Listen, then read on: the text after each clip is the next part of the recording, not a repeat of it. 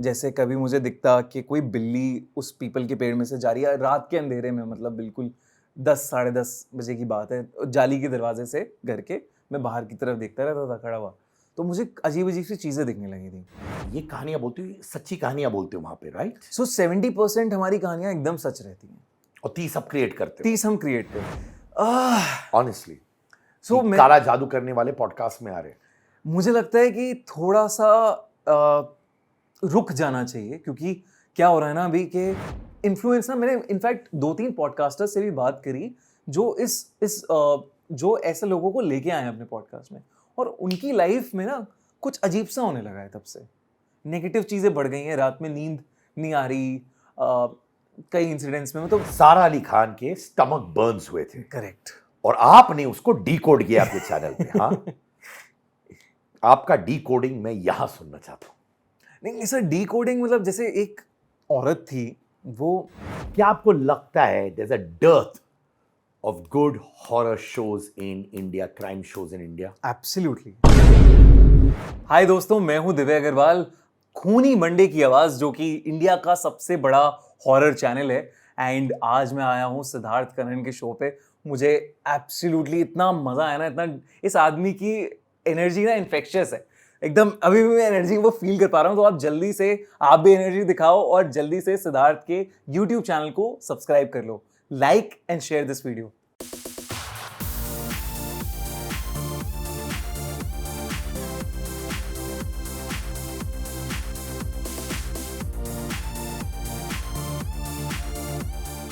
India का number 1 horror content creators, खूनी Monday. क्या मेरा भी खून करने वाले हैं दिव्य अग्रवाल की? नहीं भाई, इतना खुखार नाम, खूनी मंडे। मजा आ गया है सुन के, मैंने हाथ पैर कांपने लगते हैं भाई। तो यही रीजन था एक्चुअली। आप देखो, कॉर्पोरेट हो चाहे स्कूल हो चाहे कॉलेज हो, मंडे सबके लिए खूनी होता है हमेशा से। तो हमने कहा कि इसको खूनी बना ही देते हैं और हॉरर स्टोरीज सुनाते हैं मंडे को। तुम्हारे किसी के लिए हॉरर स्टोरी हो जाते हैं, हमारे जॉब में बॉस बजा रहा है लेफ्ट राइट सेंटर, किसी का कुछ और है, but your pure horror stories. या प्योर हॉरर स्टोरीज और नंबर 1। हाँ, फॉर्चुनेटली लोगों ने बड़ा प्यार दिया है, तो फिर नंबर 1 बन गए हैं हम इंडिया के हॉरर क्रिएटर्स। मैं ये जानना चाहता हूं कि ये हॉरर स्टोरी सारी बातें करेंगे हमरा, मैं बैकग्राउंड कुछ जानता हूं। मैंने सुना है कि आप रिव्यूज करते थे, मैंने सुना है कि आप जॉब करते थे एक बहुत बड़े एंटरटेनमेंट प्लेटफॉर्म के लिए, तो वो बताओ मुझे यार। तो कॉलेज में ना हम लोग ने थिएटर किया था 3 साल। तो नाटक किए, पृथ्वी थिएटर में परफॉर्म किया है मैंने, नेशनल ड्रामा में परफॉर्म किया है। तो वो कीड़ा था कि कुछ क्रिएटिव करना है, कुछ कंटेंट रिलेटेड करना है। और लकीली हिंदुस्तान टाइम्स में desimartini.com करके एक वेबसाइट होती थी, आपको पता ही होगा। तो उनके लिए मैं काम करता था, उनके लिए मैं आर्टिकल्स लिखता था, मूवी रिव्यूज़ करता था, सोशल मीडिया वगैरह संभालता था। तो 1 साल वो किया। तब देखा मैंने कि यार ये तो दुनिया में शिफ्ट आ रहा है, कुछ हाउस ऑफ कार्ड्स चल रहा है, परमानेंट रूममेट्स आ रहा है, तो वेब सीरीज कुछ आ रही है निकल के, ओटीटी का कुछ नाम बन रहा है। तो मैंने कहा यार ये तो दिल्ली में बैठे बैठे नहीं होगा काम, मुंबई आना पड़ेगा। तो मैंने कहा पापा मम्मी से कि मैं जा रहा हूँ मुंबई।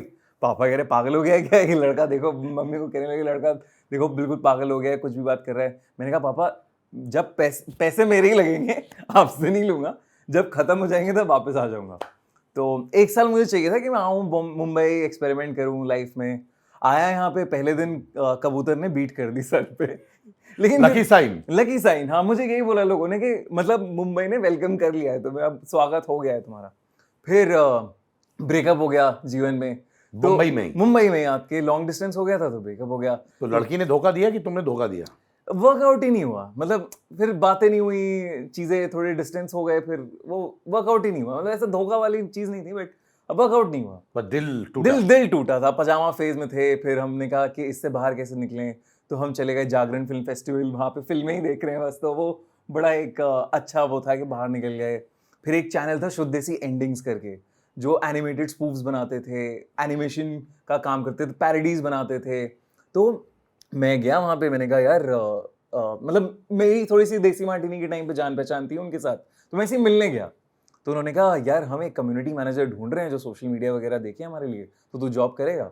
मैंने कहा करता हूँ बिल्कुल, यूट्यूब सीखने का ये क्या बड़ा अवसर है। तो मैं चला गया वहाँ पे, मैंने कहा 2-3 महीने यूट्यूब समझ के अपना कर लूँगा, साइड हो जाऊँगा, सीख लूँगा। बट दूसरे ही महीने शाहरुख खान जी से मिलना हो गया। वो गेरुआ की पैरोडी करी थी हम लोगों ने, तो Shahrukh was there and he shot and I was like, I am a big Shahrukh fan. तो I was blown away by his presence and I continued थोड़ा वहाँ तक किया, मतलब उसमें जॉब किया, कम्युनिटी मैनेजमेंट, एनिमेशन का देखा कि क्या क्या प्रोसेस होता है, प्री प्रोडक्शन, प्रोडक्शन। तो that was like my film school, छोटा सा। उसी ऑफिस में ही सोता था मैं, ऑफिस में ही जग रहा हूँ, ये पूरा पूरा दिन ऑफिस में ही बीत रहा है, तो बहुत मजा आता था। And then finally I went to do my MBA from MICA. Ahmedabad में एक मार्केटिंग और मीडिया रिलेटेड बड़ा अच्छा इंस्टीट्यूट माना जाता है, तो उससे मैंने एमबीए किया। तब तक मैं श्योर था कि मुझे मीडिया एंटरटेनमेंट में, ओटीटी की इंडस्ट्री में कुछ करना है। क्या करना है एग्जैक्टली पता नहीं, बट कुछ करना है, कंटेंट बनाना है। वो होता है ना कि आपको टेड सेरेंडोस बनना है, शायद नेटफ्लिक्स का सीसीओ वो बनना है आपको, शायद विदु विनोद चोपड़ा जैसा कुछ बनना है कि प्रोडक्शन भी है और डायरेक्शन का भी दिमाग है और आप क्रिएटिवली कुछ कुछ सोच रहे हो। तो वो मेरे दोनों आइडल्स थे, तो मैंने उसी डायरेक्शन में किया। एंड फॉर्चुनेटली एक ऑफ कैंपस प्लेसमेंट में जियो सिनेमा हो गया, जहाँ पे मैं प्रोडक्ट मैनेजर ऑफ कंटेंट था, कंटेंट स्ट्रैटेजी, कंटेंट एक्विजिशंस, ये सब देखता था। काफ़ी एनरिचिंग एक्सपीरियंस था, मतलब जहाँ पे तो रिलायंस में मैं एक चीज़ सीखा, वो था धंधा कैसे करते हैं। जो सबसे इंपॉर्टेंट है। सबसे इंपॉर्टेंट है धंधा करना। मतलब आप बड़ी सारे एमबीए स्कूल्स में आपको बता तो दिया जाता है कि आप think out of the box ideas लेके आओ, ये करो वो करो, लेकिन उसकी फीजिबिलिटी स्टडी कौन करेगा? धंधे में धंधा कैसे बन रहा है, आरओआई कैसे आ रहा है चीज़ों का। तो वो मेरे लिए बहुत एक बड़ा लेसन था, स्पेशली मीडिया इंडस्ट्री में, कंटेंट इंडस्ट्री में, कि आप ऐसी चीज़ें बनाओ जिसमें आरओआई तो मिले। तो वो लेसन मैं वहाँ से सीखा रिलायंस। एंड और जो एक स्केल पे काम होता है, जहाँ पे आपको स्केल वाली इंसाइट्स मिलती है कि मास को क्या पसंद है, कौन क्या देख रहा है, तो वो मुझे बड़ा इंटरेस्टिंग और समझ आने लगा वहाँ पे चीज़ें। इनफैक्ट हम देख रहे थे अपने प्लेटफॉर्म पे, जियो सिनेमा पे, मैंने देखा कि हॉरर का कंजम्पशन बहुत है। और ऐसा भी नहीं कि अच्छे हॉरर का कंजम्पशन, हॉरर इन जनरल का कंजम्पशन, क्योंकि अच्छा हॉरर बना ही नहीं है इंडिया में इतना, है ना। तो ट्रिप टू भानगढ़ मूवीज जैसे छोटी छोटी जो मूवीज बनी हुई हैं स्मॉल स्केल पे, वो बड़ी कंज्यूम की जा रही हैं। और मैं ठहरा हॉरर का फैन। तो मैंने सोचा यार ये तो, और मैं एक दिन ऐसी हॉरर स्टोरी सर्च कर रहा था यूट्यूब पे कि कुछ देखी जाए, कुछ सुनी जाए। तो मैंने देखा कोई ऑर्गेनाइज चैनल ये कर ही नहीं रहा है, कोई हॉरर स्टोरीज ही नहीं सुना रहा है। तो मैंने कहा यार ये तो एक ब्लू ओशन है बीच में, कि एक पकड़ना चाहिए इसको। तो वहाँ पे मैंने अपने जो शुद्ध देसी एंडिंग्स वाले दोस्त थे उनको इकट्ठा किया और खूनी मंडे स्टार्ट किया, जहाँ पे हम कहानियां सुनाते थे, हॉरर स्टोरी। और तब पॉडकास्टिंग का इतना वो नहीं था बूम, तो सिर्फ ऑडियो में मजा नहीं था, तो आपको कुछ तो विजुअल मीडियम चाहिए था। तो इसलिए animation, animated horror stories, and that was a very new experiment. किसी ने ऐसा सोचा नहीं था कि कार्टून में हम हॉरर स्टोरीज सुना सकते हैं। तो दैट किक्ड ऑफ। एंड हमने जो पहली कहानी करी थी वो भी स्त्री की मूवी के ऊपर करी थी, जो एक्चुअल लेजेंड है उसका, नालेबा। तो वो एकदम से उठ गया, वायरल हो गया। वो पहला वीडियो था वो क्या? पहला वीडियो था, तो वही उठ गया। वही उठ गया, लेकिन वो 1.5 महीने बाद उठा। बट उठा, तो उठा ऐसा उठा कि वो अभी उसके आई थिंक 1.2 CR व्यूज हैं, 12 मिलियन व्यूज हैं। तो वहां से माने वहां से जर्नी पूरा स्टार्ट हो गई। खूनी मंडे वहां से खूनी मंडे बवाल start हो मचा गया। रहा है। हाँ, बस तो यानी कि ये प्योरली कमर्शियल एस्पेक्ट से तुमने स्टार्ट किया, तुम्हें समझ आ गया कंजम्पशन यहां पे हो रहा है, बिल्कुल। दिमाग चल रहा था। तो ऐसा नहीं था कि बचपन से ही बहुत से लोग आके मुझे बताते हैं कि बचपन से ही मुझे क्राइम में इंटरेस्ट था, हॉरर में इंटरेस्ट था, वो कुछ नहीं था।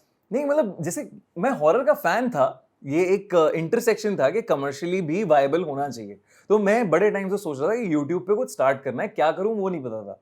ऐसे आई थिंक काफी सारे लोगों को नहीं पता चलता कि कहाँ से स्टार्ट करूं। मैं यूट्यूब पे करना है, कुछ कंटेंट क्रिएटर बनना है, लेकिन क्या करना है वो नहीं समझ आता। तो वो मैंने सोचा कि क्या कमर्शियली भी वायबल है और किसमें मुझे इंटरेस्ट है, क्योंकि मुझे पता है अगर मुझे इंटरेस्ट नहीं है, सिर्फ कमर्शियल उसके लिए कर रहा हूँ, तो मैं बोर हो जाऊंगा और फिर लंबा नहीं चलेगा। लंबा नहीं चलेगा, वो कभी वो किक ही नहीं आएगी, वो इंटरेस्ट ही नहीं आएगा। तो बचपन में राम से पिक्चर देखी है क्या? राम से साहब के सबके? हाँ, बिल्कुल देखिए, एंजॉय किया है? एंजॉय किए हैं। तब तो हंस रहे थे कि डर रहे थे? आई थिंक जब छोटे थे तो डर रहे थे, जब थोड़े बड़े हो गए तो हंसने लगे वाली सब चीजों पर। बट आहट जब आता था रात के 10 बजे, 10:30 बजे, मम्मी पापा बैठे हुए हैं, आप वो कह रहे हैं जाओ सोने जाओ, कह रहे हैं नहीं हम देख के जाएंगे, ये एपिसोड देख के जाएंगे। वो अलग अलग एपिसोड्स आ रहे हैं, विकराल घबराल कोई है, जी हॉरर शो, एक वो करके आता था, लिलीपुट ने प्ले किया था उसमें एक क्लाउन का रोल, तो उसका म्यूजिक अभी भी वो हॉन्ट करता है, ना ना ना ना ना ना, है ना। तो ये सारी चीजें एकदम बस गई थी अंदर। मैं डरता भी था, मैं बहुत ज्यादा डरता था बचपन में। इनफैक्ट मेरे घर के बाहर एक पीपल का पेड़ था, काफी पुराना सा। तो 4th-5th क्लास की बात होगी, मैं उसमें ना मुझे चीजें दिखने लगी थी अलग अलग। जैसे कभी मुझे दिखता कि कोई बिल्ली उस पीपल के पेड़ में से जा रही है रात के अंधेरे में, मतलब बिल्कुल 10 साढ़े 10 बजे की बात है, जाली के दरवाजे से घर के मैं बाहर की तरफ देखता रहता था खड़ा हुआ। तो मुझे अजीब अजीब सी चीज़ें दिखने लगी थी। फिर कभी मुझे दिखता कि चमगादड़ों का झुंड जा रहा है उसमें से। फिर एक बार मुझे धीरे धीरे ना ऐसा होने लगा, मुझे साए से दिखने लगे उस पीपल के पेड़ के अंदर। और मैं किसी को बताता नहीं था, दोस्तों को बस बोला था मैंने। दोस्त तो और मजाक उड़ाते हैं आपका, तो कहते हैं जो डर गया सो मर गया, जो डर गया सो मर गया, ये सब बोलते रहते हैं लोग। लेकिन ये ना दिमाग में घूमने लग जाती है आपकी बात। तो आप छोटे बच्चे हो, आपको ये सब चीज़ें दिख रही हैं। और एक इंसिडेंट ऐसा हुआ कि मैं अपने बगल वाले नेबर्स के घर पे फैमिली डिनर था हमारा, और उनके टेरेस पे ना झूला था। अब वो राजस्थानी थे, वो कहते थे कि नहीं झूले पे रात में बैठते, साया चिपक जाता है, साया चिमट जाता है। तो अब वो बच्चा है ना जो रेजिस्ट कर रहा है कि नहीं मैं डरता नहीं हूँ किसी से, लेकिन डर भी लग रहा है। तो मैं जाके झूले पे बैठ गया रात में और मैं झूलने लगा। कुछ देर के लिए सब एकदम ठीक था। तो उस छत से आपको वो पेड़ दिखता था, और अचानक से ना मुझे ऐसा दिखा कि एक सफ़ेद सी परछाई उस पेड़ में से फ्लैशेस में मेरे पास आ रही है, और झूले की जो लेफ्ट साइड की चेन है वो टूट जाती है, और झूला टूट जाता है, मैं नीचे गिर जाता हूँ। और मतलब मुझे लगती है चोट, मैं रो रहा हूँ, मम्मी पापा को लग रहा है चोट की वजह से रो रहा है। मुझे पता था उस दिन कि मैं क्यों रो रहा हूँ, इतना डर था मुझे। और वो धीरे धीरे वैसे ही सपने आने लगे, ऐसा लगने लगा कि वही साया मुझे अपने पास बुला रहा है रात रात में, ये हो रहा है। फिर एक और वो जो आवाज़ होती है ना, जो डर गया सो मर गया, जो डर गया सो मर गया, एक गूंजने लग जाती हैं लोगों की आवाज़ें आपके अंदर। तो एक दिन मैंने डिसाइड किया कि बस अब बहुत हो गया, मैं मर जाऊंगा लेकिन अब डरूंगा नहीं, क्योंकि पागल सा हो गया था मैं एक्चुअली में। मतलब बिहेवियर चेंज हो गया था, चुप हो गया था मैं, लोगों से लड़ने लग जाता था फालतू में। तो ये सारी चीज़ें अजीब सी हो रही थी मेरे अंदर, और बड़ी घुटन सी होती थी। तो जब घुटन का बांध आ जाता है तो वो टूटता है, और फिर मैंने कहा हनुमान चालीसा याद करूंगा मैं। रोज सुबह स्कूल जाते हुए हनुमान चालीसा, और रात में सोते हुए हनुमान चालीसा करता था। धीरे धीरे धीरे धीरे ये कम हो गया सब। और यहीं पे एक ऐसी जर्नी स्टार्ट हुई कि मैं को इंटरेस्ट आने लगा इन सब चीज़ों में, जहां मैं अपने डर को फिर चैलेंज करने लगा। रात में IMDb की जितनी भी रेटेड है हॉरर मूवीज हो, रात में बैठ के देखो उन्हें कि क्या क्या हो रहा है, मुझे क्या हो रहा है। मैं देख रहा हूँ रात के 2-2 बजे बैठ के उन फिल्मों को। फिर नया शौक चढ़ा कि अब हम जाएंगे अलग अलग हॉन्टेड जगह पे और एक्सप्लोर करेंगे। अकेला जाता था मैं अपने फियर्स को फेस करने के अपने फियर्स को फेस करने के लिए। वो हो गया था, एड्रेनल रश सा आने लगा था कि अब जा रहे हैं, देख रहे हैं क्या होता है, देखते हैं। तो वो चुल होती है ना, दिल्ली में तो चुल कहते हैं हम, तो चुल हो गई थी। तो मैं जाता था गाजियाबाद में, बहुत सारे कब्रिस्तान गया हूँ मैं, दिल्ली की जितने भी हॉन्टेड लोकेशंस हैं उन जगह पे जा के मैं ऐसे ही, मतलब कई बार तो मैंने 2-3 घंटे रात में बिताए, बिल्कुल आधी रात में, 2 से 5 बजे, सुबह नहीं हो जाती जब तक। तो ये सारी चीज़ें करी मैंने। फिर कुछ जगह मुझे लगा कि यार ये ठीक नहीं है। एंड स्पेशली एक दिल्ली में मालचा महल है, वहाँ पे जाके मुझे ऐसा फील हुआ कि कोई तो है जो आसपास इधर से उधर घूम रहा है। फ्लैशेस, वही फ्लैशेस वाली फील कि कोई तो गया, कोई तो आसपास है। ठंड के टाइम, मतलब गर्मी के टाइम पे ठंड लग रही है आपको, हवा चल नहीं रही है, लेकिन फिर भी ऐसा लग रहा है कि बहुत तेज हवा है, मतलब पत्ता भी नहीं हिल रहा, लेकिन आपको फील हो रही है कि हवा है। अब वो हवा है या कोई पास में सांस ले रहा है, आपको नहीं पता। और उस टाइम पे आपको ऐसा लगता है कि आप, जैसे आप कभी पहाड़ जाते हो ना, एकदम हाई ऑल्टीट्यूड पे चले गए तो एकदम से भारीपन आ जाता है शरीर में कि, और सर ऐसा डिजीज सा हो जाता है। या लद्दाख लेह लद्दाख आप जाते हो तो ऑक्सीजन के प्रेशर से एकदम कम हो जाता है। बिल्कुल वैसा ही हुआ मेरे साथ वहाँ पे। मुझे चक्कर से आने लगे वहाँ पे, एकदम बहुत हैवीनेस हुई। और उसके बाद करीब मुझे 5-6 दिन तक लगातार 103 104 बुखार तक था। तब मैंने डिसाइड किया कि बस अब मैं और एक्सप्लोर नहीं करूँगा, हॉन्टेड लोकेशंस पे नहीं जाऊँगा। एंड फिर उसके बाद अपने वो जो काम में लग जाते हो तुम, कॉलेज हो जाता है, ये हो जाता है, वो हो जाता है, वहाँ चले गए। लेकिन मैंने बिल्कुल कभी नहीं सोचा था कि हॉरर इस तरीके से मेरी लाइफ में वापस आएगा और मैं इंडिया का नंबर 1 हॉरर क्रिएटर बन जाऊँगा। बिल्कुल नहीं सोचा था मैंने। ये जो कहानियां तुम बोलते हो एनिमेशन के जरिए, ऑब्वियसली तुम पूरा क्रिएट करते हो। जब ये कहानियां बोलते हो, सच्ची कहानियां बोलते हो वहां पे, राइट? सो 70% हमारी कहानियाँ एकदम सच रहती हैं। और 30 अब क्रिएट करते हो। 30 हम क्रिएट करते हैं। जैसे हमने एक वेब सीरीज भी बनाई, इंडिया की पहली horror animated web series clown करके। तो क्लाउन के ऊपर एक फिक्शनल वेब सीरीज बनाई जिससे बहुत प्यार मिला हमें। करीब 8000 IMDb पे वोट्स मिले उसके लिए और 8.4 की रेटिंग मिली है। लोग अभी भी आधे कमेंट्स हमारे यही आ रहे हैं कि क्लाउन सीजन 2 कब आ रहा है। अभी तो मुझे मेरा खून कर देंगे वो, अब मैं क्लाउन सीजन 2 नहीं लाऊंगा तो। बट हाँ, 70% कहानियां हमारी बिल्कुल रियल स्टोरी से इंस्पायर्ड होती हैं। वो कौन सी रियल स्टोरी है जो आपने एनिमेशन के जरिए हम लोगों को दिखाया, पर आपका मानसिक संतुलन बिगड़ गया क्योंकि आप रिसर्च करते हो, उसके बारे में सोचते हो, आइडिएट करते हो, वो पूरा स्टोरी आपके जहन में, दिल दिमाग में कंटिन्यूसली रहता है, तो माने मेंटल बैलेंस भी हिल सकता है ना? मेंटल बैलेंस शुरू शुरू में बड़ा होता था। शुरू शुरू में इनफैक्ट अगस्त का हमारा टाइम है जब हमने चैनल स्टार्ट किया था। तो आप, और मुंबई में ही था मैं तब, तो आप इमेजिन कर सकते हो बाहर बारिशें भी हो रही हैं। तो रातों में बारिशें हो रही हैं और आप भूतिया कहानियाँ सोच रहे हो, लिख रहे हो, उनका वॉइस ओवर रिकॉर्ड कर रहे हो। तो लगता था कि कोई एकदम से आ ना जाए कहीं या कुछ मतलब कई बार ऐसा भी होता था कि नींद में आप सो रहे हो, आपको लगता था कि अरे कोई एकदम से आ गया शायद, और आपकी नींद टूट जाती थी। तो ये सारी चीज़ें होती थी। लेकिन क्योंकि आई थिंक वो बचपन से वैसी जर्नी मैंने ले ली थी हॉरर के ऊपर, तो ऐसा इम्बैलेंस नहीं हुआ कभी। और एक काम मैं कर लेता हूँ आज की डेट में भी, हर हफ्ते में अपनी नज़र उतरवा लेता हूँ। तो ताकि ये सब से दूर ही रहूं मैं, क्योंकि मैं मानता हूं कि ये सब चीजें एग्जिस्ट करती हैं। और कौन नजर उतारता है? मम्मी? मम्मी उतार देती है, वाइफ उतार देती है। तो नजर उतरवा लेता हूं मैं, बिकॉज आई थिंक वो है कि आप नेगेटिव चीजों की बातें करते रहोगे या नेगेटिव एंटिटीज की बातें करते रहोगे तो कहीं ना कहीं आप अट्रैक्ट कर सकते हो उन्हें। कि मेरे साथ भी होता है कभी कभार। मेरे कुछ दोस्त आते हैं जो गहरी बातें करते हैं, उनका ब्रेक डाउन हो जाता है और मैं उनकी बातें दिल से सुनता हूँ, पर ऐसी ऐसी बातें नरेट करते हैं अपनी ज़िंदगी के बारे में जो हमें हिल जाता हूँ भाई। मैं जेन्युइनली हिल जाता हूँ और फिर वो मैं कैरी ऑन करता हूँ 1-2 दिन के लिए, क्योंकि वो बार बार आता है। बिल्कुल। And it could happen to you too. वो कौन सी एक सच्ची कहानी है, अगर एक नटशेल में आप मुझे बताएं, जो आपने कहा यार ये कैसे हुआ, अनबिलीवेबल है? सो एक्चुअली मेरे मामा मामी की कहानी है और मुंबई की कहानी है। वो गोरेगांव में रहते थे एंड मैं उनके घर जा चुका हूँ, मेरे मॉम डैड उनके घर जा चुके हैं कई बार। तो उसी घर की कहानी है। तो उन्होंने रिसेंटली अपना हाउस शिफ्ट किया था एंड वहाँ पे ना एकदम से उनके 2 बच्चे थे, एक 12 साल का बेटा और एक 8 साल की उनकी लड़की। तो जो बेटा था ना उसकी तबीयत बहुत ज़्यादा ख़राब रहने लगी हाउस शिफ्ट करते हुए। और मामा की क्या थी, मामा की जॉब थी टूर करने की, तो थोड़ा कपड़ों का काम था तो इधर उधर जाते रहते थे। मामी यूजली मामी ही रहती थी घर पे। तो बेटे की तबीयत बहुत ख़राब होने लगी, बिजनेस में फाइनेंशियल लॉसेस शुरू हो गए। लेकिन मामा मामी बिल्कुल एजुकेटेड लोग, ऐसा कुछ पैरानॉर्मल या सुपरनैचुरल तो सोचा भी नहीं उन्होंने कि कोई एंगल हो सकता है।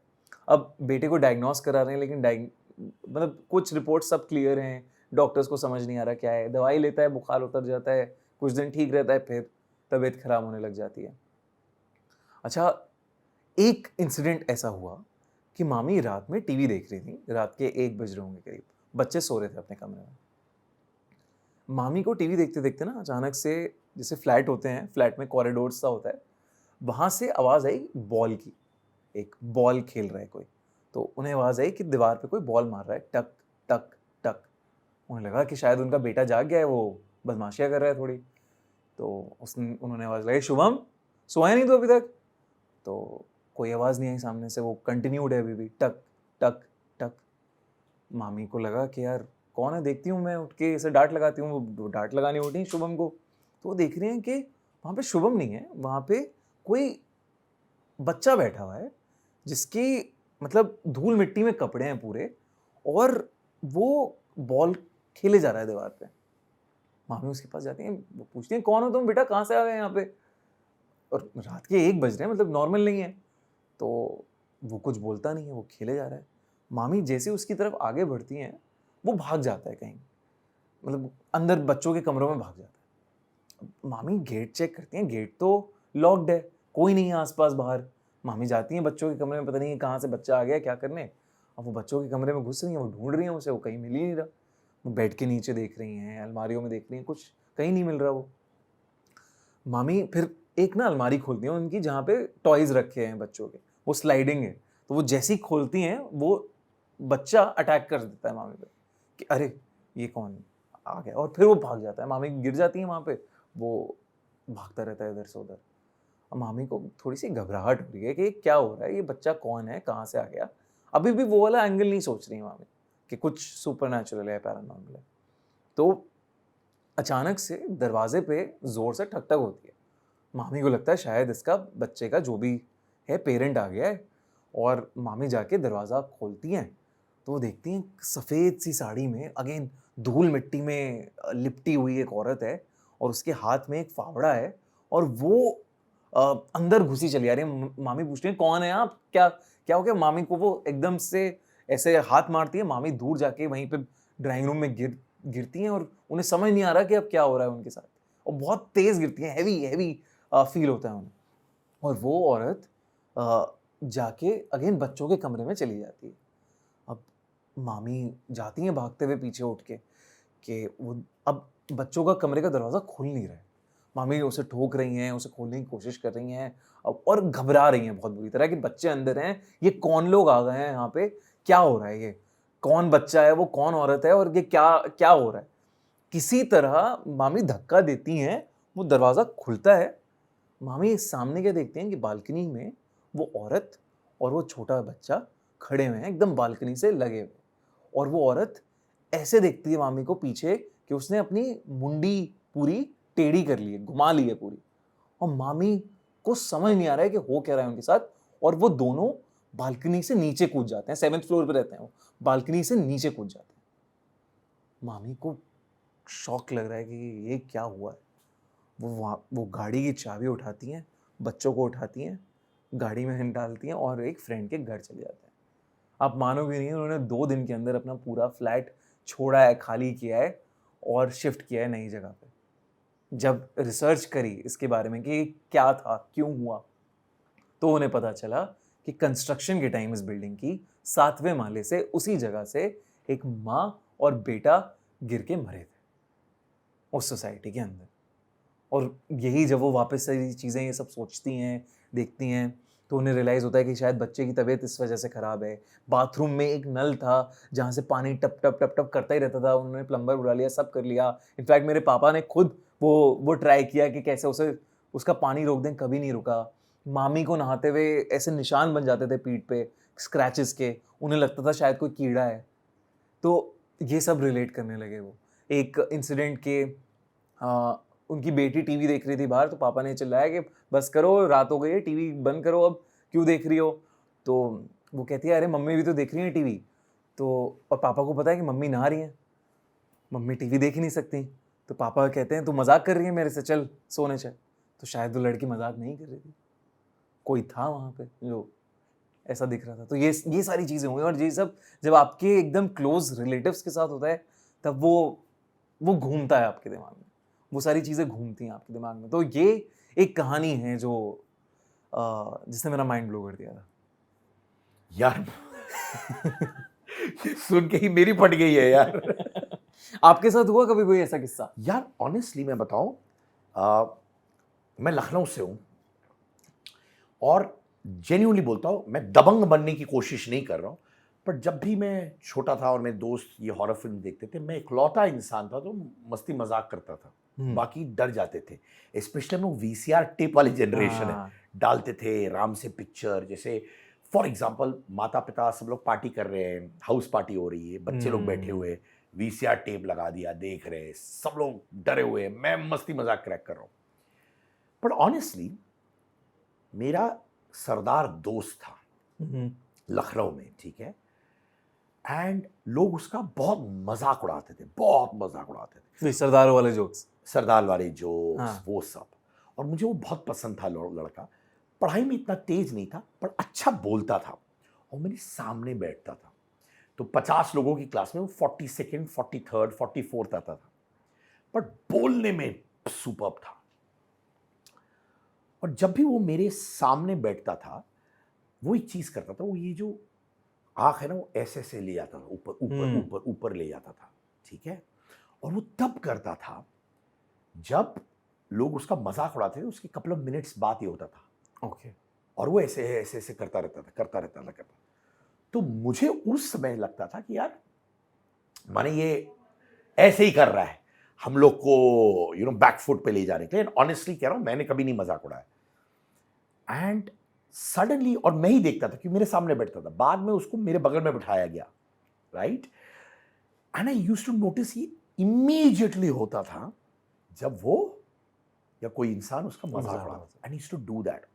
और जब मैं लोगों को बोलता था कि देखिए कर रहा है, ये कर रहा है, लोग हंसते थे. लोग कह रहा था कि यार ये हमको डराने की कोशिश कर रहा है. एंड आई रिमेंबर हम लोग का स्कूल एनुअल डे होता है जो ऑडिटोरियम में होता है. वो 7-8 बजे तक खत्म हो गया था, बट इट वॉज डार्क. तो सारे बच्चे ऑडिटोरियम से बाहर जा रहे थे.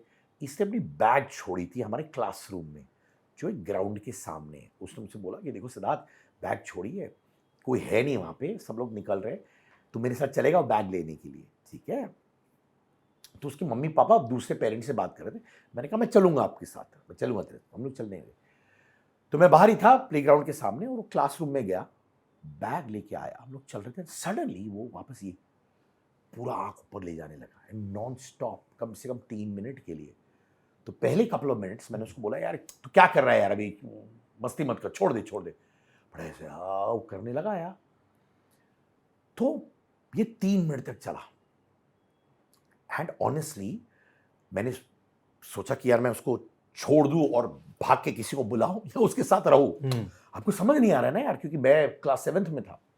मैं वहां रुका और उसको पकड़ने लगा, ठगाक उसने मेरा हाथ ऐसे किया. मैं अपने आप को बिलीव करने की कोशिश कर रहा था कि ये देखो मस्ती कर रहा है, तफरी कर रहा है, ये सब की ये सब. पर ये 3-4 मिनट चला यार. And then finally became okay. और मैंने उसको बोला यार तू क्या मस्ती कर रहा है. बोला मैंने किया क्या. मैंने कहा तू ये करता रहता है जो क्लास में तू 30 सेकंड एक सेकंड, ये तू 4 मिनट के लिए करा था. उसको आइडिया ही नहीं था यार. तो फिर मैं उसको ले गया उसके मम्मी पापा के पास. मैंने कहा आप साइड में. मैंने कहा ये करता रहता है. मम्मी बोलती है कि नहीं उसको शायद चश्मे की जरूरत है तो इसलिए कर रहा होगा, पावर कम है ये वो. मैंने कहा ये तो मैं पिछले 6 महीने से देख रहा हूँ आंटी. बोली वो चश्मा है, मैं उसको ले जाऊंगा ये मिलाने के लिए, and all that. And even the parents didn't take me seriously.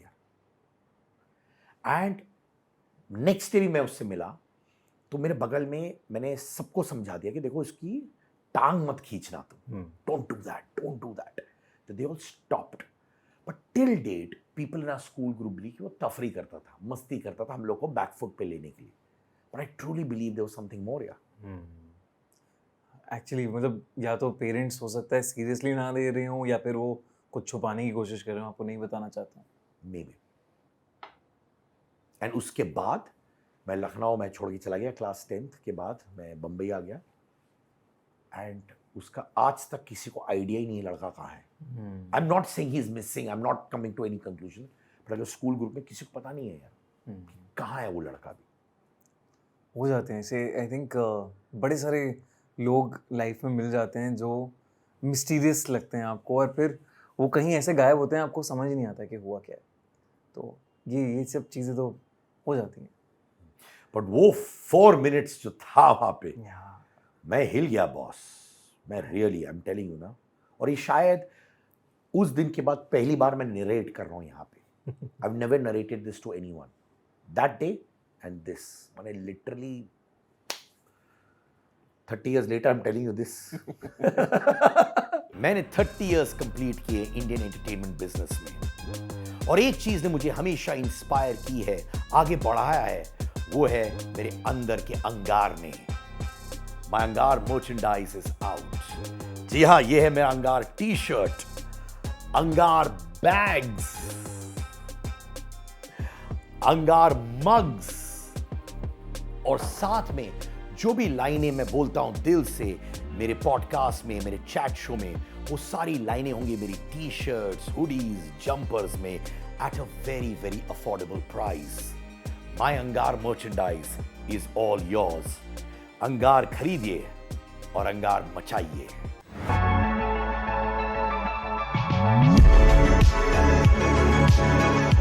फिल्मों में मैंने देखा है कि I speak to dead people, I see dead people. तुमने ऐसे एनकाउंटर किया कभी? मतलब मैंने मतलब डेड लोगों से बात करी हो?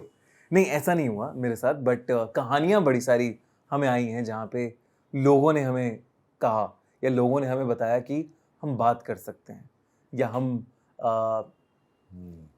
कंट्रोल कर सकते हैं, भूतों को, आत्माओं को कंट्रोल कर सकते हैं, काला जादू के थ्रू हम चीज़ें कंट्रोल कर सकते हैं। तो ये वाली चीज़ें बड़ी सारी आई हैं।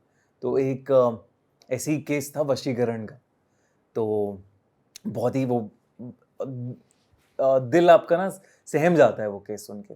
तो किसी ने मुझे मेल भेजा था, बहुत लंबा सा मेल था, अनोनिमस तरीके से भेजा था, और उसने कहा कि मेरे से एक बहुत बड़ी गलती हो गई है और मैं आपको बताना चाहता हूँ ये बात, और मैं अपना नाम या ये सब नहीं बता सकता क्योंकि वो इतनी बड़ी गलती है। तो कहानी ऐसी थी कि एक बंदे को एक लड़की बहुत पसंद थी, एंड वो बहुत अच्छे दोस्त भी थे, लेकिन द गर्ल, उसे उसे प्यार नहीं था उस लड़के से, एंड लड़का चाहता था कि वो उससे शादी करे। तो ये जो लड़का था ये ऐसी बस में जा रहा था एक दिन, और बस में आपने देखा होगा ना, लिखा रहता है कि दीवारों पे या बस के साइड्स में कि अगर आप लड़की को वश में करो 1 घंटे के अंदर, ये सारी चीज़ें जो होती हैं। कई लोग ठगी भी होते हैं, लेकिन कई लोग बड़े डेंजरस होते हैं। तो वो ऐसे ही एक नंबर लेके वहाँ पे उसने कॉल वॉल किया, एक बाबा थे, और उन बाबा ने ना उसे एक जंगलों के रास्ते में बुलाया, और ये नॉर्थ ईस्ट की स्टोरी है, नॉर्थ ईस्ट की साइड। तो उन्होंने बुलाया उसे, और वो बहुत मुश्किल से जंगल के बीचों बीच से एक जगह पहुंचा, एक खंडर जैसी एक हवेली सी थी, बंगला सा था। वहाँ पे उसे वो बाबा मिला, वो यज्ञ कर रहा था अपना कुछ। तो उसने कहा उस बाबा को कि ऐसा ऐसा है, और मैं प्यार करता हूँ उसे, तो आप कुछ मेरी हेल्प कर सकते हो क्या? वो मान नहीं रही है लड़की। तो उसने कहा कि ठीक है, मैं ये एक मंत्र दे रहा हूँ तुझे, उसका जाप कर, और ये रात के 12 बजे करना है तुझे रोज़। तो उसने कहा कि ठीक है बाबा, आपके कितने पैसे हुए? कह रहा पैसे वैसे कि नहीं चाहिए मुझे, जा। तो उसे लगा कि पैसे नहीं चाहिए, अच्छा इंसान है ये, तो जेन्युइनली शायद कुछ हेल्प कर रहा है। तो वो गया, उसने मंत्र पढ़े, कुछ हुआ नहीं ज़्यादा, ठीक है। फिर वो दोबारा गया बाबा के पास। बाबा ने कहा कि एक ये अंगूठी लेके जा, और इस अंगूठी को उसे पहना, फिर वो तेरे वश में हो जाएगी। ये जाता है लड़का, उस बंदी से मिलता है, उसको अंगूठी पहनाता है, लेकिन अभी भी ना वो मान नहीं रही है लड़की। तो इस लड़के को कुछ समझ में नहीं आ रहा कि क्या है, क्या चक्कर चल रहा है। तो ये बाबा को फ़ोन, बाबा को कहता है तो किसी तरह उस लड़की को यहाँ मेरे पास लेकर आ। वो तो 100% श्योरिटी है कि मैं तेरे को उस लड़की को तेरे वश में कर दूंगा। तो ये बाबा के पास जाता है। बाबा, इसे लग रहा है कि कोई ये कुछ लेता नहीं है, कुछ सामान वामान कुछ करता नहीं है, तो शायद जेन्युइनली हेल्प करना चाहता है। तो ये उस लड़की को किसी ना किसी तरह कुछ और बोल के उस हवेली में लेके चला जाता है रात के टाइम। अब पिछली 2 बार से जब ये जंगल में जाता था, ये वापस आता था, तो इसे ऐसा लगता था कि कोई इसे फॉलो कर रहा है, लेकिन इसे लगा कि शायद कुछ होगा, माया होगी ये, तो वो छोड़ देता था इस चीज़ को, उस चीज़ पे ध्यान नहीं देता था। अब जब वो लड़की को लेके जाता है, बाबा कहता है उसे कि आप बाहर जाओ, मुझे इसके लड़की के साथ पूजा करनी पड़ेगी, पूजा करूँगा मैं। और वो अंदर से दरवाजे बंद कर लेता है। 1 घंटा हो जाता है, 2 घंटे हो जाते हैं, और उसे यज्ञ की आवाज़ आ रही है, उसे चीखने की आवाज़ें आ रही हैं, चिल्लाने की आवाज़ आ रही हैं। उसे अब लड़के को समझ में नहीं आ रहा कि अंदर क्या हो रहा है, और ये शायद मैंने गलती कर दी है बहुत बड़ी, कुछ अलग ही चल रहा है। तो वो अंदर जा मतलब वो किसी तरह दरवाज़ा-वरवाज़ा ठोक-ठाक के खुलवा के अंदर जाता है और बाबा से पूछता है कि ये क्या हो रहा है? ये क्या कर रहे हो आप? तो वो देखता है कि वो जो लड़की है, वो मोमबत्तियों के ऊपर, मोमबत्तियाँ लगी हुई हैं बहुत सारी, उसके ऊपर लेटी हुई है। और अब बैलेंस नहीं बन सकता ना, टूटेगा, लेकिन वो लेटी हुई है उन मोमबत्तियों के ऊपर, ऐसा मतलब कि हवा में ही लेटी हुई वो, और बेहोश है। और जो तांत्रिक है, उसके मतलब वही जैसे हमने शैतान मूवी में देखा ना, डॉल्स चल रही हैं अलग अलग, काली डॉल्स, काले उस पे धागे हैं, खून के धब्बे हैं, तो उस लड़की के खून के धब्बे हैं, उस लड़की के बाल हैं, छोटी छोटी डॉल्स बना रखी हैं उसने। तो वो तांत्रिक बाबा इससे कहता है कि अब बस वो तेरे वश में हो जाएगी, लेकिन इसके लिए इसकी बलि चढ़ी है। मतलब एक मेरी पूजा थी, मेरा यज्ञ था, मुझे अपने भगवान, अपने शैतान को छुड़ाना था। तो वो देखता है काली एंटिटी, काली धुएं जैसी एंटिटी, वो घूम रही है इधर से उधर, ऐसे चक्कर लगा रही है उस लड़की के आजू बाजू। तो अब वो बाबा कहते हैं, बाबा कुछ करता है, वो काला धुआं उस लड़की के अंदर जाता है, लड़की उठ के खड़ी हो जाती है, और लड़की अब एक पुतला बन गई है। अब उसे जो बोलोगे वो करेगी। वो बाबा ने यही कहा कि जो वो बोलेगी वो यही, मतलब जो तू बोलेगा वो वही करेगी, ये अब तेरे वश में है पूरी तरह।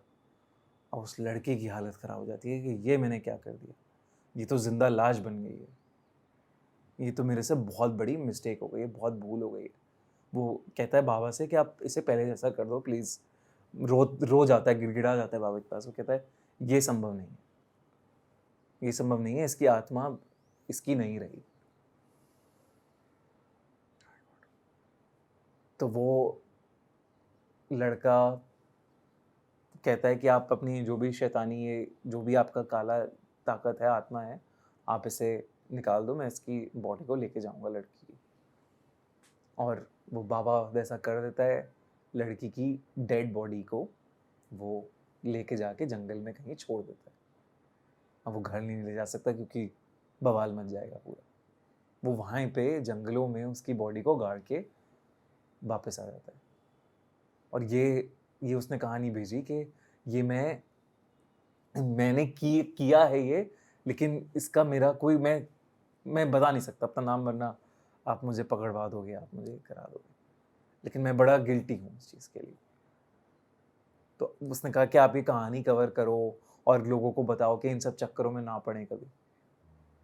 तो ये वाली कहानी, जैसे आपने पूछा भी ना, ये कहानी मुझे अफेक्ट करती है, क्योंकि आज भी इतने सारे लोग प्यार के चक्कर में, वशीकरण के चक्कर में काला जादू कराते हैं अपने सबसे प्रिय लोगों पर, और अपनी और उनकी जिंदगी बर्बाद कर देते हैं।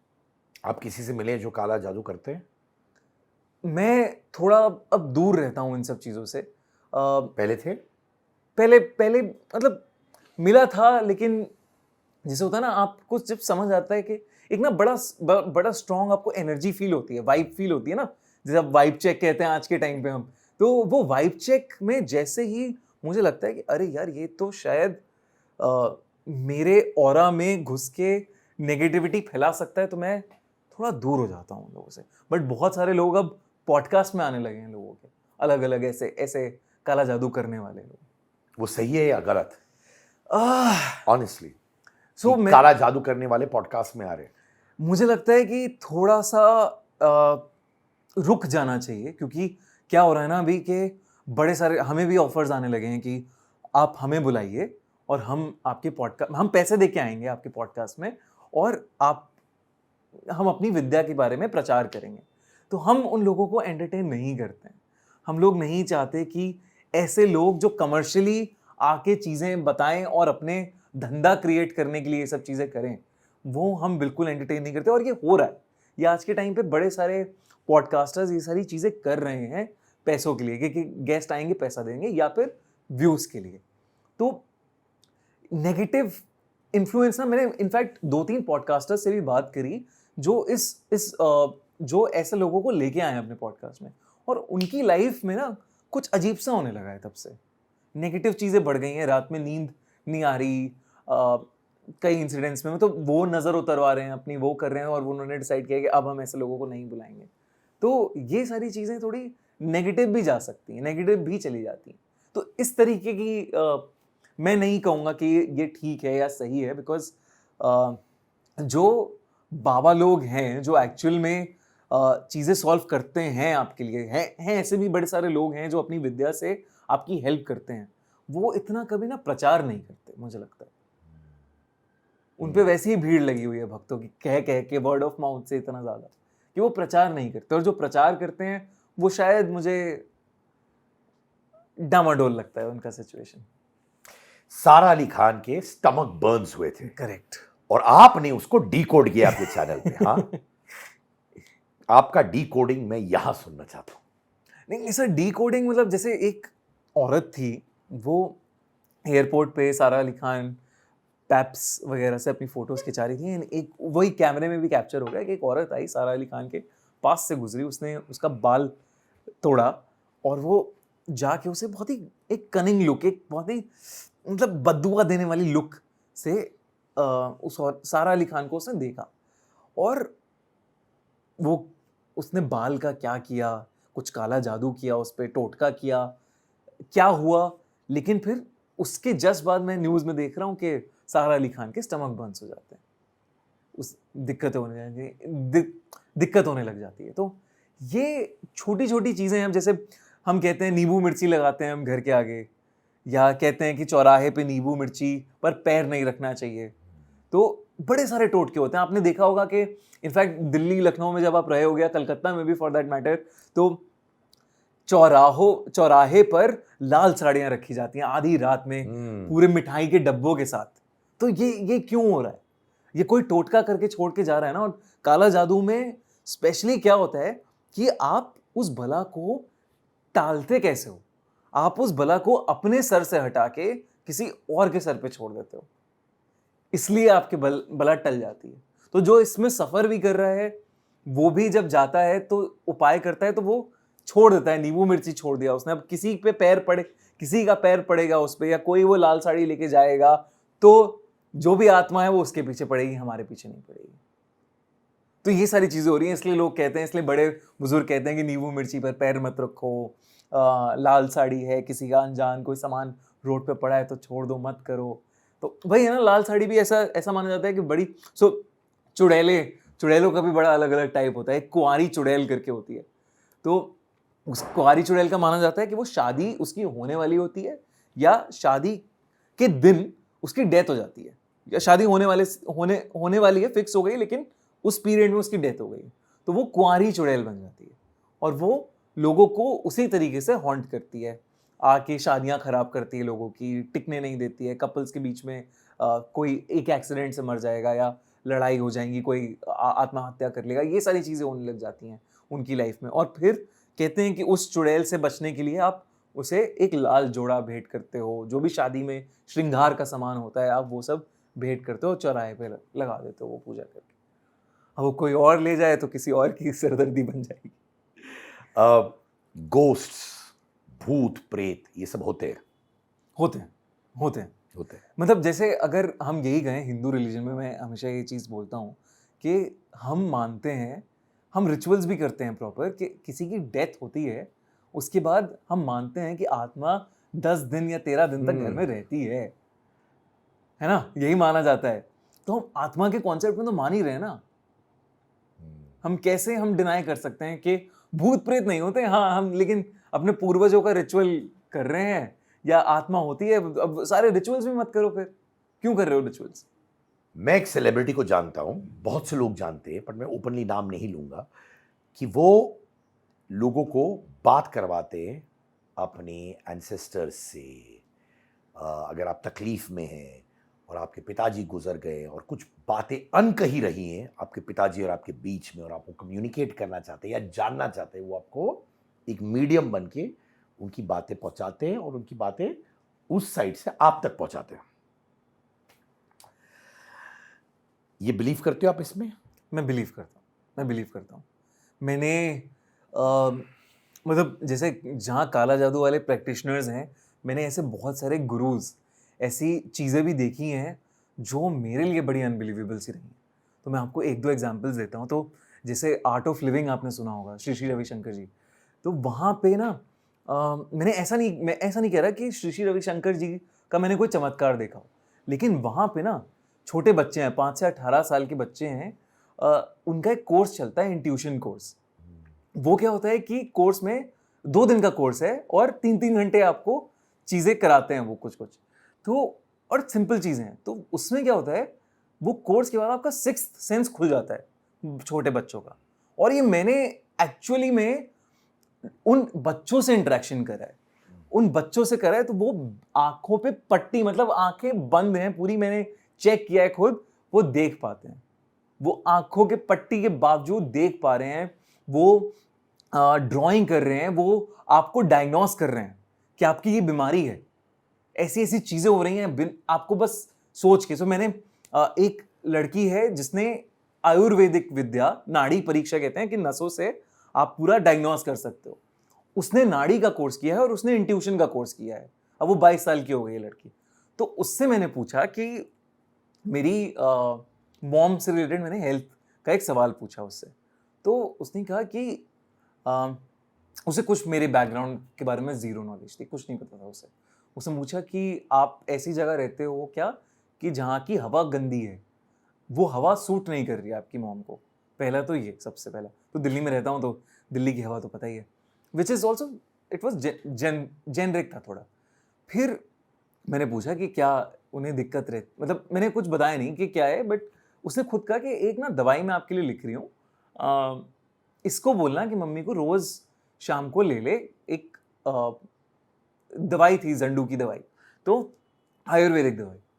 तो मुझे तब समझ में नहीं आया कि क्या क्यों दे रही है ये। और जो दवाई है ना, वो पाइल्स की दवाई है और मेरी मम्मी को पाइल्स है। और मम्मी है भी नहीं, मम्मी तो दिल्ली में बैठी हुई है, मैं बैंगलोर में हूँ आश्रम में। मैं उससे पूछ रहा हूँ। मेरा मेरा जो पार्टनर है रमन, उसने पूछा अपनी मॉम से रिलेटेड।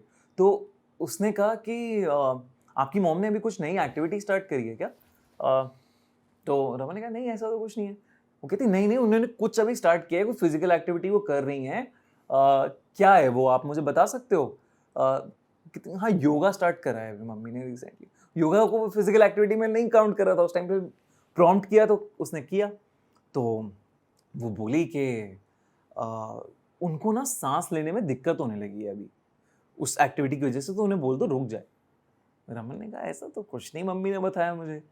फिर आफ्टर दिस रमन ने कॉल किया मॉम को कि क्या हुआ, आपको दिक्कत हो रही है कुछ? कहती हाँ बेटा, सांस लेने में दिक्कत हो रही है। तो ये सारी चीज़ें हो रही हैं। वो मुझे मना करते हैं कि आप ज़्यादा उस चीज़ को पब्लिसाइज़ मत करो, लेकिन वो आपकी खोई हुई चीज़ें बता देते हैं कि कहाँ है। वो थोड़ा, मतलब मैं उसमें जा रहा हूँ, बट वो किडनैपिंग के केसेस सॉल्व कर रहे हैं लोगों के लिए कि ये किडनैप हुआ है तो कहाँ गया है वो इंसान, वो तक वो विजुलाइज करके बता पा रहे हैं आपको। तो ये इंट्यूशन और एक्यूरेट है। पुलिस के साथ किया उन्होंने, ये पुलिस को हेल्प किया है, लेकिन उन्होंने मुझे मना किया है कि हम अभी इसे पब्लिसाइज नहीं करें क्योंकि ये गलत चीज़ों के लिए भी यूज हो सकता है। लेकिन एक्यूरेट है वो। उन्होंने मुझे पूरा चीज़ें उस केस के बारे में पूरा बताया कि कैसे कैसे उन्होंने किया है, क्या क्या किया है। एंड ये कितना पावरफुल है हमारी एशियंट टाइम्स की जो विद्याएं हैं। मैं तो नाड़ी परीक्षा को देख के ही एकदम स्टन रह गया था कि उन्होंने, मेरा कोलेस्ट्रॉल हाई आया था तो उन्होंने सीधा बस नस देखी मेरी 1 मिनट और उन्होंने बता दिया आपको कोलेस्ट्रॉल हाई है। किसी को बता रहे हैं आपको ग्लूटेन से एलर्जी है। ये कैसे पॉसिबल है?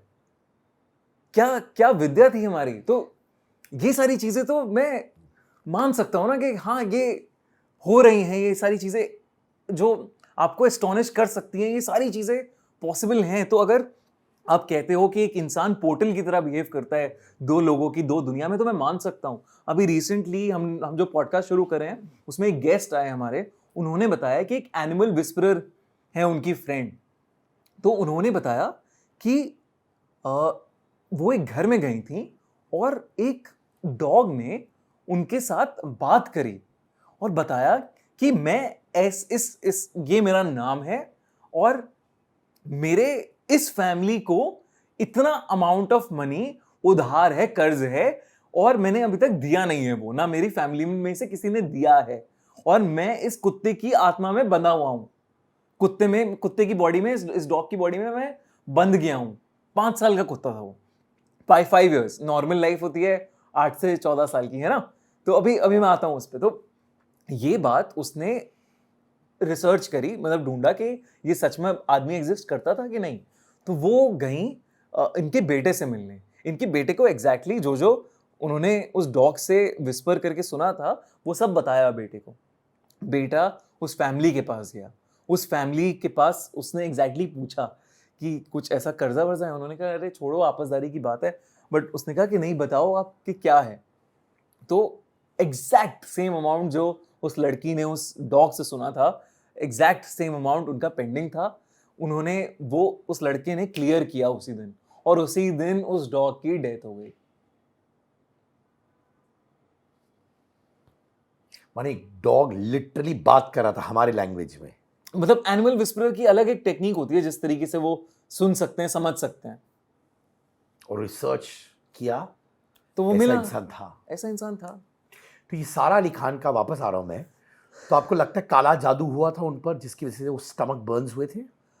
आई फील हो सकता है, डेफिनेटली हो सकता है। बिकॉज वो जो क्लिप है ना जहां पे वो औरत पास हो रही है और जिस तरीके से वो देख रही है, वो ऐसा लगता है कि कुछ बुरा चाहती है करने। और वो स्पेशली वो जो बाल का खींचना या वो था, तो क्यों खींचोगे आप बाल? वो तो काला जादू के टोटकों में ही मिलता है ना आपको, वो सारी चीजें, वो सारे किस्से। भाई साहब, और कैसे और कितने सेलिब्रिटीज के साथ आप ये सब जानते हुआ होगा?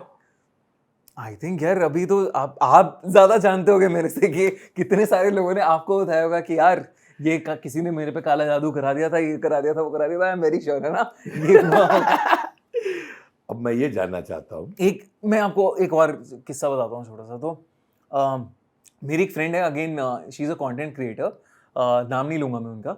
बट उनकी न्यूज़पेपर में आर्टिकल्स आए थे कि एक वो पर्टिकुलर घर में रह रही थी, और उन्होंने कहा था कि किसी ने तो मुझ पे काला जादू कराया था। उस टाइम पे हमारा सब कुछ अच्छा चल रहा था, लेकिन फिर एकदम से दिक्कतें होने लगीं। उनके 7 साल से जो नौकर था, उसने उन्हें पॉइजन देके मारने की कोशिश की। ठीक है, ये न्यूज़ में आया था। फिर वो 14th फ्लोर पे रहते थे, और अचानक से ना घर में उनके चूहे बहुत बढ़ गए, बहुत सारे चूहे हो गए थे।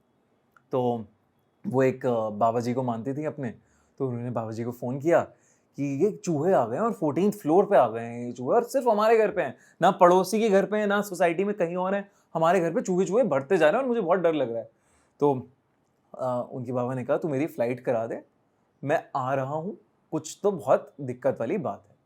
ठीक है, तो वो आ गए, और वो आ रहे हैं, वो कह रहे हैं कि अब तुम लोग आज रात अपने बेडरूम में सो जाना, तुम्हें जो भी आवाज़ें आए बाहर नहीं आना है तुम्हें, मैं यज्ञ कर रहा हूँ यहाँ पे, कोई तो शक्ति है जिससे मुझे यहाँ से हटाना है, भगाना है।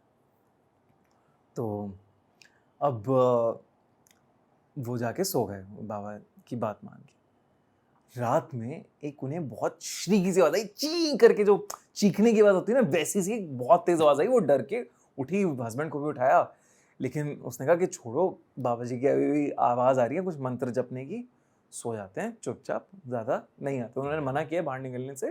तो अगले दिन सुबह उठे, कोई चूहा नहीं है, सारे चूहे ख़त्म, कोई नहीं है आसपास, मतलब दूर दूर तक अब कोई नहीं है। फिर उसने पूछा क्यूरियोसिटी से कि बाबा रात में चीखने की आवाज़ आई थी, एक ची करके। तो बाबा जी कहते कि वो जा ही नहीं रही थी, उसको मैंने बालों से पकड़ा और फिर फेंका, तब वो चीखी। बालों से जोर से कसके से पकड़ा, तब वो चीखी, और फिर मैंने उसे फेंका।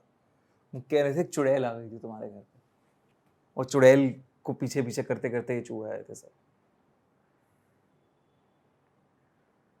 तो काला जादू हो सकता है यार, मैं मानता हूँ ये सब नेगेटिव एनर्जीज और इन सारी चीज़ों में तो मैं मानने लगा हूँ। जिस जिस तरीके के एक्सपीरियंसेस लोग भी शेयर करते हैं, वशीकरण वाली ये कहानी हो गई, या जो भी मतलब नेगेटिव एंटिटी होती हैं, ये सब मैं मानने लगा हूँ। ये वेरी मतलब डर लगता है। तुमने मुझसे कहा था कि शायद एक एक्टर ने आपको बताया होगा काले जादू के बारे में, ऑफ द रिकॉर्ड उन्होंने मुझे बोला है कि यार मेरी फिल्में नहीं चल रही हैं, मुझे लगता है एक पर्टिकुलर एक्टर है जिससे मैं बड़ा था, उसने किया मेरे पे काला जादू, और मुझे थियरीज बताने लगा वो।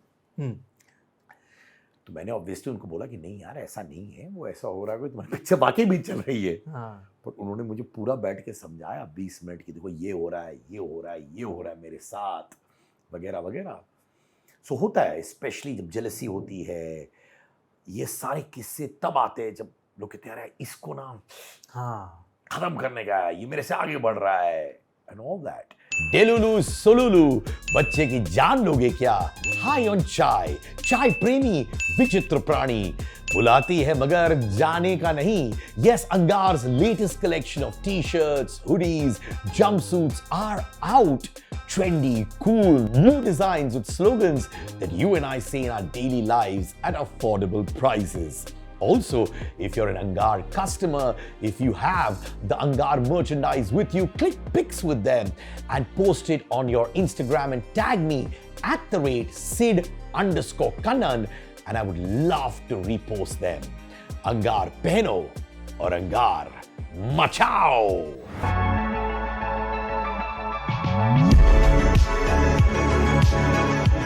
क्या आपको लगता है there's a dearth of good horror shows in India, crime shows in India? Absolutely absolutely. Horror तो इतनी अंडर सर्व्ड कैटेगरी है कि जिसका कोई मतलब हद ही नहीं। अब आप देखो ना कि movies like Shaitaan have done so well, have done so well. Munjya किसी ने एक्सपेक्ट नहीं किया था उस फिल्म को। कोई ऐसी बहुत बड़ी हीरोज नहीं लिए थे उन्होंने, स्टारकास्ट ऐसी बड़ी नहीं थी। मुंजा नाम भी बड़ा महाराष्ट्रियन है, उसका नॉर्थ इंडिया में इतना चलना किसी ने नहीं सोचा था कि वो 100 CR क्रॉस करेगी। बट लोग इंजॉय कर रहे हैं वो सारी चीजें, लोग हॉरर देखना चाहते हैं। तुम्बाड़ जैसी फिल्में अब कल्ट बन गई हैं। अगर आज के टाइम पे तुम्बाड़ रिलीज होगी, इनफैक्ट आप देखोगे कुछ फिल्में जैसे कंतारा, भूता कोला, जो एक कॉन्सेप्ट है, रीजनल कॉन्सेप्ट है, हॉरर से जुड़ा हुआ, उसको अपने फैंटेसी फोकलोर में ले आए हो और वो क्या बढ़िया परफॉर्म कर रही है फिल्म। तो इंडिया में तो बहुत बढ़िया हॉरर फोकलोर है जिस पे आप बैठे हुए हो, लेकिन अच्छी फिल्में बहुत कम बनी। बट अब बनना शुरू हुआ है, अब हॉरर का थोड़ा क्रेज वापस आया है, तो लोग कर रहे हैं, लोग वो देख रहे हैं। बट हाँ, हमने भी इसलिए शुरू किया था क्योंकि हॉरर स्टोरी कोई सुना ही नहीं रहा था तब, एंड वो तभी शायद आई थिंक चला भी चैनल उस तरीके से, जैसे मतलब जैसे हमने सोचा भी नहीं था, उससे भी बेटर चला। एक और चैनल है आपका क्राइम स्टोरीज बाय खूनी मंडे, करेक्ट राइट? करेक्ट। तो वहां पे भी असल क्राइम स्टोरीज वहां पे ट्रू क्राइम स्टोरीज चलती है, ट्रू क्राइम स्टोरीज बनाते हैं हम लोग।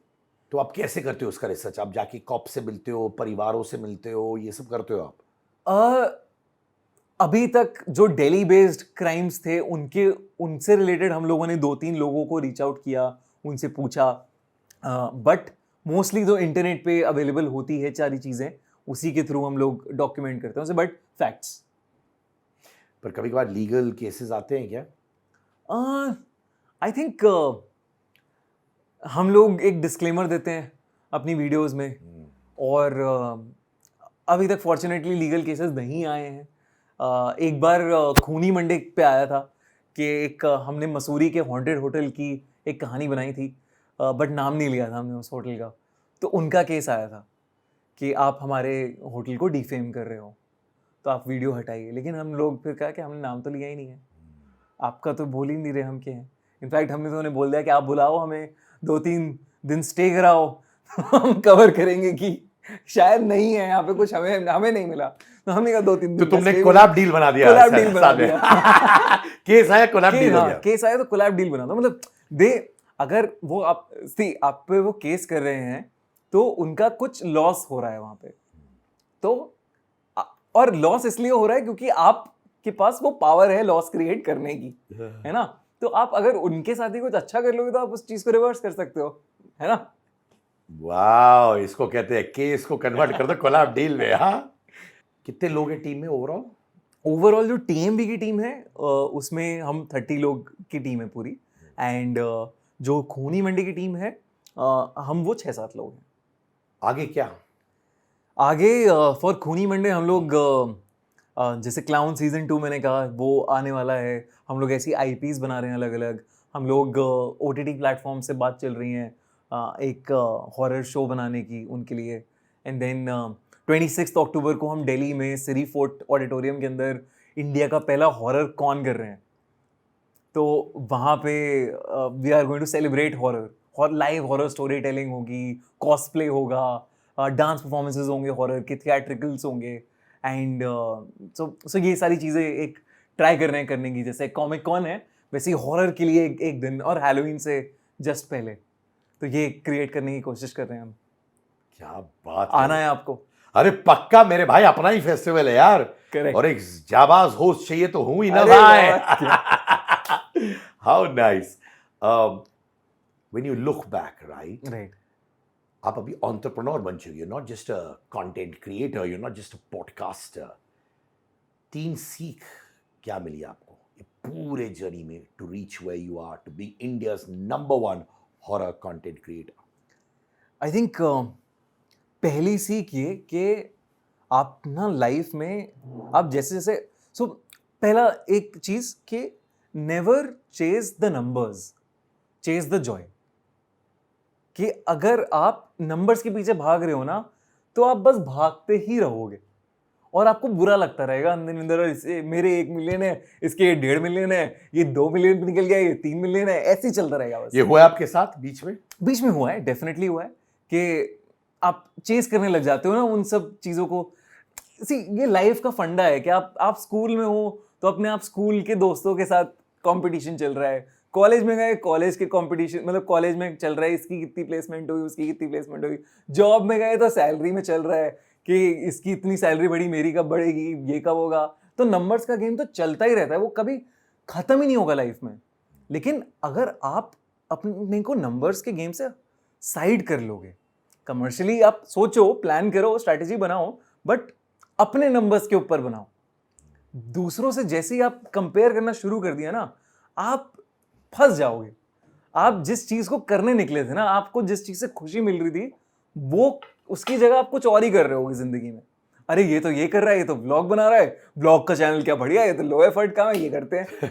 तो यही है ना, लोगों को चकाचौंध दिख रही है बाकी लोगों की और वो उस चकाचौंध के पीछे भाग रहे हैं। पता भी नहीं है कि भागना है कि नहीं है। यार मेरे साथ तो कितनी बार होता है, लोग बोलते हैं यार आप इतने ए लिस्ट बॉलीवुड स्टार्स को बता व्लॉग्स शुरू कर दो। मैंने कहा मुझे वो मेरी स्पेशलिटी है नहीं ना, मुझे इंटरेस्ट है। Correct. You know, I mean people who do it great, but मैं नहीं कर सकता कि इंटरव्यू से पहले भी मैं बात कर रहा हूँ, मैं रिकॉर्डिंग स्टूडियो इवेंट कर रहा हूँ, वो कर रहा हूँ, तो मेरा पूरा दिन कंज्यूम हो जाएगा उसी सब। मैं नहीं कर सकता, सुबह से रात नहीं कर सकता। मेरे लिए ये अच्छा है, I like to learn about people, and उसके बाद बन जाते हैं, उसके बाद कट्स अपने आप बनते हैं और चलता रहता है। Correct, correct. And that is why I really appreciate Bhuvan Bam, क्योंकि वो नंबर्स के पीछे नहीं भागा। वो इंसान जिससे उसे मजा आता था ना करने में, उसने कहा कि नंबर्स हैं, चलो सब मेरे, he was the number 1 YouTuber at one point, है ना, सबसे आगे था वो चाहता तो रह सकता था, वो चाहता तो रील्स शॉर्ट्स बहुत सारी बना सकता था, वो उसका ह्यूमर है वैसा। तो लेकिन उसने वो चूज नहीं किया। उसने कहा कि मैं वेब सीरीज बनाऊंगा, मैं ढिंडोरा बनाऊंगा, मैं ताज़ा खबर बनाऊंगा, मैं कुछ अलग करूंगा, मुझे जो करना है ना मैं वो करूंगा, चाहे उस बीच में मैं 6 महीने तक चैनल पे कुछ ना डालूं। और नहीं डाला उन्होंने। नहीं डाला, क्योंकि आपको टाइम, आप एक जगह लगा सकते हो ना, टाइम कितनी जगह लगाओगे दिमाग अगर आपको कुछ अच्छी चीज करनी है। And that is why I appreciate him too much for that, क्योंकि आप टॉप पे खड़े हो और टॉप के जस्ट नीचे बहुत सारे और लोग खड़े हुए हैं जो आपको पता है कि निकलेंगे ही आगे अगर आप नहीं करोगे कुछ तो। लेकिन आपको क्या उनके साथ कंपीट कर रहे हो या आप एक अलग लीग में ही खेल रहे हो? आप जॉय को चेस करोगे लाइफ में तो फिर लाइफ आसान हो जाएगी, खुशहाल हो जाएगी थोड़ी। दूसरा आई थिंक ये बहुत इंपॉर्टेंट है कि आप लाइफ में जितने भी लोगों से मिलो, ये मेरी बीवी ने सिखाया है मुझे, 2 तरीके के लोग होते हैं, एक टास्क ओरिएंटेड लोग होते हैं, एक पीपल ओरिएंटेड लोग होते हैं।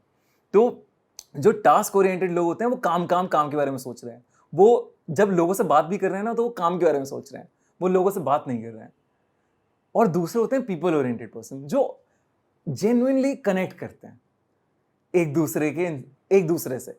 एंड लाइफ में आप ऐसे बड़े सारे लोगों से मिलते हो, तो कैसे आप सबको साथ में लेके चल सकते हो। जैसे ये मेरी लाइफ की लर्निंग भी रही है। जैसे अब मेरा जो पार्टनर है वो मेरे कॉलेज ड्रामा सोसाइटी का है। आज भी बड़े सारे जो हम एड्स बनाते हैं वो हमारे ड्रामा सोसाइटी वाले लोग ही शूट कर रहे हैं, एडिट कर रहे हैं, डायरेक्ट कर रहे हैं।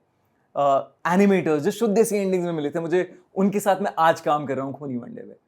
तो आपकी लाइफ में ऐसे बड़े सारे लोग मिलेंगे आपको, लेकिन आप किनको अपने साथ लेके चल सकते हो, दैट इज द थिंग। क्योंकि आप अकेले कुछ नहीं, अकेले कोई इंसान कुछ नहीं है। एक टाइम ऐसा आएगा जहां पे आप अकेले पड़ जाओगे, आप बोर हो जाओगे उन सब चीजों से। आपको चाहिए टीम ग्रो करने के लिए, चीजों को बढ़ाने के लिए, आगे बढ़ने के लिए। तो वो टीम बड़ी इंपॉर्टेंट है। तो आप लाइफ में कितने सारे लोगों को अपने साथ लेके चल सकते हो, और टीम को कैसे आप हमेशा मोटिवेटेड रख सकते हो, और आप में आप कितना है और हम कितना है, अगेन वो वाली बात, वो मैं कहूंगा कि वो बहुत इंपॉर्टेंट है अगर आपको लाइफ में ग्रो करना है तो। तीसरा, हाँ, ये थोड़ा सा सोचना पड़ेगा मुझे। बड़ी सारी ऐसे बातें हो जाती है ना, फिर समझ में नहीं आता कि हाँ कौन सा लाइफ ज्ञान अभी देना है। पर ठीक है, दो अच्छे हैं, तीन के बराबर रहे। 3 के बराबर हैं। बाकी आई थिंक एक मैं वही बोलूंगा from a content creator point of view, कि I think that is a given ज्ञान, बट कंसिस्टेंट रहना बड़ा इंपॉर्टेंट है। एंड अपनी वो सुनो जो ऑडियंस कह रही है, उसे भी सुनो। तो एक हमारे माइका में ही एक लेक्चर हुआ था, तो सोनी के दानिश खान आए थे अभी, जो सोनी लीड कर रहे हैं इंडिया में। तो वो आए थे एक लेक्चर लेने, और उन्होंने उनसे सवाल पूछा गया कि सर अब ये नागिन जैसे सीरियल क्यों बन रहे हैं, नुक्कड़ जैसे शोज क्यों नहीं बन रहे जो इतने अच्छे थे। तो उन्होंने, और उस साल दंगल रिलीज हुई थी, तो उन्होंने कहा सबसे हम एग्जाम्पल लेते हैं जो क्रिटिकली भी अच्छी थी और जो उसमें भी अच्छी थी, मतलब पैसा भी जिसने खूब कमाया। तो उन्होंने कहा कितना कमाया दंगल ने, उन्होंने कहा 300 करोड़ इंडिया में। तो अगर हम 100 रुपये टिकट प्राइस पकड़े दंगल का, तो कितने लोगों ने देखी? कहते 3 करोड़ लोग, है ना, नॉर्मल मैच है। वो कह रहे हैं 4 करोड़ लोग रोज नागिन देख रहे हैं, तो मैं क्यों बनाऊं नुक्कड़? है ना। तो ये बहुत इंपॉर्टेंट है कि आपको अपने ऑडियंस से थोड़ा सा अलग रह के देखना पड़ेगा कि ऑडियंस को क्या देखना है, ऑडियंस क्या मांग रही है। आप सोच नहीं सकते कि हाँ ऑडियंस को तो यही पसंद है, यही चलेगा। आपको जेन्युइनली पता करना पड़ेगा कि ऑडियंस को क्या चाहिए। On that note, thank you so much Divya Agarwal, बड़ा मजा आ गया भाई। एंड सिद्धार्थ, मैं कल भी आपको ये बोल रहा था कि जैसे आप इतने सारे बॉलीवुड सेलिब्रिटी से मिलते हो, आप अपने पॉडकास्ट के थ्रू, अपने इस फॉर्मेट के थ्रू आप कंटेंट क्रिएटर से मिल रहे हो, एंड जैसे ऑल्टरनेटिव पीपल आपने कहा, बहुत इंटरेस्टिंग है और बहुत मजा आता है जब ऐसे लोगों के साथ आप इंटरेक्ट करते हो। And I personally also love your energy, एकदम मतलब मजेदार एनर्जी रहती है। तो kudos to that. I love this journey. Khuni Monday. Thank you so much for that. Angar.